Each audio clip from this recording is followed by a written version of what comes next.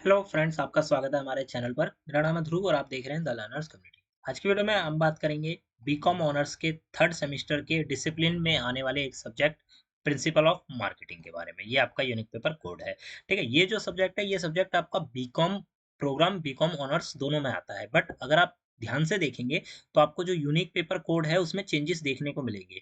Programme वाले में 09 है और ऑनर्स वाले में 08 है। ठीक है, अगर आप लोग ऑनर्स के स्टूडेंट हैं तो प्लीज़ इस वीडियो को देखिएगा, और अगर आप लोग प्रोग्राम के स्टूडेंट हैं तो हमारे चैनल पर ऑलरेडी एक वीडियो अवेलेबल है, आप जाके उसे चेक कर सकते हैं। ठीक है, बात करते हैं हम क्वेश्चन पेपर की, तो सेम 3 घंटे का आपको टाइम दिया जाएगा। बाकी पेपर्स की तरह 90 नंबर का आपका क्वेश्चन पेपर होगा।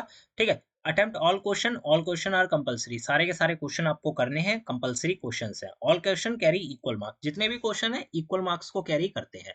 अब अगर आपके यूनिक पेपर में चेंजेस हैं, ठीक है, प्रोग्राम और ऑनर्स में, तो मतलब आपके सिलेबस में भी चेंजेस है। तो आप ये बिल्कुल मत सोचिएगा कि आप लोग प्रोग्राम का पेपर पढ़ के जाएंगे और आपका ऑनर्स का पेपर आप देने जा रहे हैं, या फिर ऑनर्स का पढ़ के जाएंगे और प्रोग्राम का देने जा रहे हैं, तो आपका सब कुछ ठीक रहेगा। ठीक है, आपके जो क्वेश्चंस है उसमें चेंजेस हो सकते हैं, हल्का-फुल्का माइनर सा डिफरेंस देखने को मिल सकता है। तो इसीलिए आप वही पढ़िए जो आपके सिलेबस में है। क्वेश्चन नंबर 1 की अगर हम बात करें तो ए और बी पार्ट में आपका डिवाइडेड है। 9 नंबर का ए, 9 नंबर का बी आपका क्वेश्चन है। क्वेश्चन नंबर 1 के ए में क्या पूछा गया है? एक स्टेटमेंट दी गई है। Marketing begins much before production and continue after production. Comment. ये एक स्टेटमेंट है। स्टेटमेंट क्या है कि भाई मार्केटिंग जो है ना वो चालू हो जाती है किसी प्रोडक्ट के प्रोडक्शन से पहले, ठीक है, और चलती रहती है उसके प्रोडक्शन के बाद भी। प्रोडक्शन से पहले चालू होती है और प्रोडक्शन के बाद तक चलती रहती है मार्केटिंग। ठीक है, अगर आपको कोई प्रोडक्ट बेचना है तो प्रोडक्शन करने से पहले आपको उसकी मार्केटिंग करनी होगी। ठीक है, और जब आप उस प्रोडक्ट को मार्केट में लेके आएंगे तो उसके बाद भी आपको उसकी मार्केटिंग करनी होगी। ठीक है, तो ये सिनेरियो आप बता सकते हैं। इस चीज को आपको एक्सप्लेन करना है। 9 नंबर का आपका क्वेश्चन है। बी में आपको देखेंगे तो आपसे पूछा गया describe the concept of holistic marketing, provide example how the companies element holistic marketing to achieve the long term success.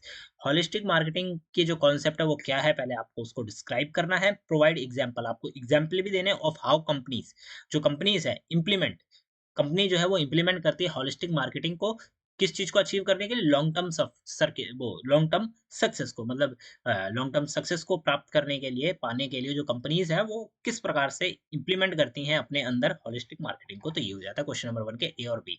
Question number 1 के ए और बी के बाद और वाले ऑप्शन देखने को मिलते हैं, तो 9 नंबर का आपका सेम मिल जाता है। सी में आपको पूछा गया do you think environment scanning is important for marketers.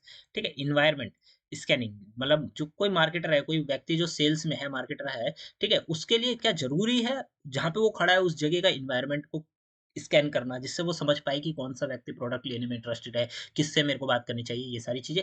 Explain with suitable example how environmental factor influence companies marketing strategies. जो इन्वायरमेंटल फैक्टर है वो किस प्रकार से इन्फ्लुएंस करती है कंपनी की मार्केटिंग स्ट्रेटजीज को। ठीक है, तो ये हो जाता है। अब डी की बात करते हैं। Define service marketing. ठीक है, सर्विसेज मार्केटिंग क्या होता है उसे आप डिफाइन करना। How does it differ from product marketing, ये प्रोडक्ट मार्केटिंग से किस प्रकार अलग है, इस चीज को भी आपको बताना है। क्वेश्चन नंबर 2 आ जाता है। क्वेश्चन नंबर 2 के ए में आपसे पूछा गया व्हाट इज मार्केट सेगमेंटेशन। ठीक है, मार्केट सेगमेंटेशन क्या है ये आपको बताना है। Suggest way to segment the market for. ठीक है, अब आपको जो तरीके होते हैं उनको सजेस्ट करना है। यहाँ पे आपको टूथपेस्ट के बारे में उदाहरण दिया गया है, उसके बाद कार्स के बारे में आपको उदाहरण दिया गया है। फिर यहाँ पे बी वाला पार्ट आ जाता है। What do you mean by target marketing. Target marketing से आप क्या समझते हैं वो आपको यहाँ पे बताना है। Differentiate between undefined, defined and contracted marketing strategies. In 3 marketing strategies के बारे में बताना है, और उससे पहले आपको ये बताना है कि टारगेट मार्केटिंग क्या होता है। ठीक है, ये आपको यहाँ पे बताना है। 9 नंबर का आपका ये क्वेश्चन हो जाता है। फिर और वाला ऑप्शन आपको देखने को मिलता है, तो सी और डी इसमें आ जाते हैं। 9 नंबर के सी में आपसे पूछा गया consumer want to purchase a smartphone, explain his buying decision process. अब कोई व्यक्ति है उसको स्मार्टफोन खरीदना है, जैसे कि आपको खुद को खरीदना है, ठीक है, तो आप अपना उदाहरण लेके भी बता सकते हैं कि आपका जो बाइंग डिसीजन होगा वो किस प्रकार का होगा। ठीक है, आप लेने से पहले किन किन चीज़ों के थ्रू गुजरेंगे, समझेंगे, ठीक है, कि आपको कौन सा लेना चाहिए, कौन सा बेटर है, किस प्रकार से लेना चाहिए, कहाँ से, ऑफलाइन, ऑनलाइन, कौन सी सर्विस यूज़ करनी चाहिए, कार्ड, ईएमआई प्रोसेस, कैश। ठीक है, ये सारी चीज़ें जो कंप्लीट है बाइंग का जो डिसीजन प्रोसेस है वो आपको यहाँ पे इसे बताना है।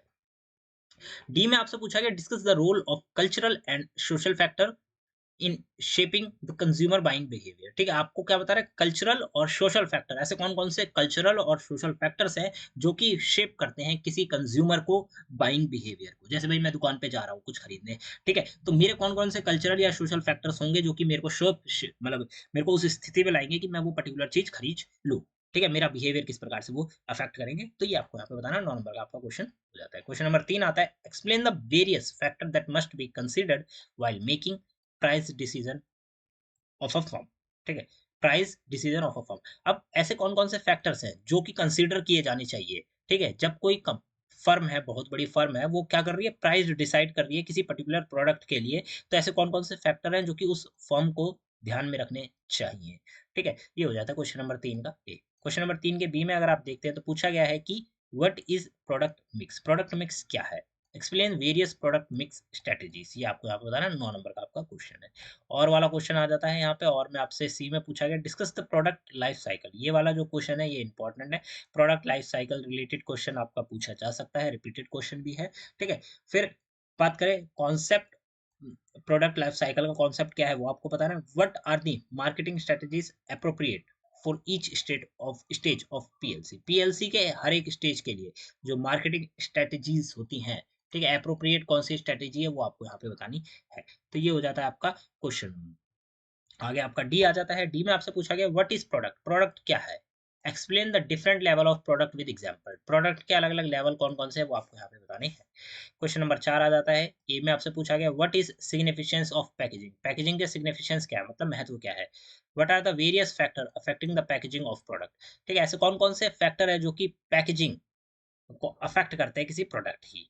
ठीक है, ये आपको यहाँ पे बताना है। बी वाले में पूछा गया discuss the key concept and tool of digital marketing, digital marketing के कॉन्सेप्ट और जो टूल है वो आपको यहाँ पे बताने हैं। How is digital marketing transforming traditional marketing practice. जो डिजिटल मार्केटिंग मतलब आज का टाइम है जबकि भाई किसी प्रोडक्ट का जो मार्केटिंग हो रही है वो डिजिटली हो रही है। डिजिटली आप बहुत सारे तरीके हो सकते हैं भाई, आप लोग ऐड चलवा दे रहे हैं, अब तो कंटेंट क्रिएशन का मास जमाना आ चुका है। ठीक है, मतलब टाइम आ चुका है, एक एक प्रोडक्ट की कंटेंट क्रिएशन हो रही है जिससे आप बना सकते हैं। तो क्या है कि how is digital marketing digital marketing किस प्रकार से ट्रांसफॉर्म कर रही है ट्रेडिशनल मार्केटिंग को, जो कि पुरानी मार्केटिंग प्रैक्टिस थी उसको। 9 नंबर का आपका ये क्वेश्चन है, एक्सप्लेनेशन आपको देनी है। और वाले ऑप्शन में अगर आप देखें तो सी में आपसे पूछा गया what do you mean by promotion mix, how would you design a product promotion mix for a shampoo of a woman। ठीक है, अब देखिए प्रोडक्शन प्रमोशन मिक्स क्या होता है पहले आप ये बताएंगे, और आप फिर इसी क्वेश्चन में आप आगे बताएंगे how would you design a promotion mix, आप किस तरह से प्रमोशन मिक्स को तैयार करेंगे या डिजाइन करेंगे फॉर अ शैम्पू, किसी शैम्पू के लिए जो कि वुमेन्स का है। ठीक है, महिलाओं के लिए किसी शैम्पू का जो प्रोडक्ट है उसका प्रमोशन मिक्स आप किस प्रकार से बनाएंगे, डिजाइन करेंगे, वो आपको यहाँ पे बताना है। डी में आपसे पूछा गया explain the concept of wholesaling and retailing.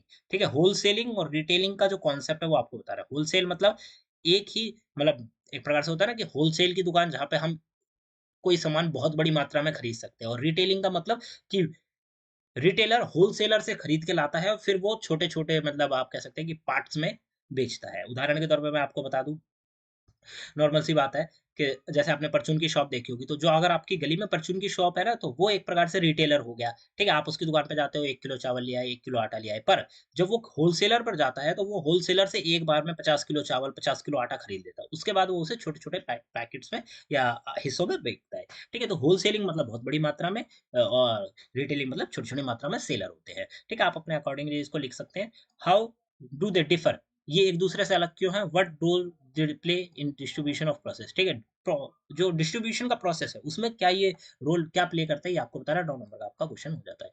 फिर इंग्लिश में वो पांचवा क्वेश्चन देखिए, right explanation note on 3 of the following. यहाँ पे टॉपिक दिए गए हैं, उनके ऊपर आपको एक्सप्लेनेटरी जो नोट होता है वो आपको लिखना है।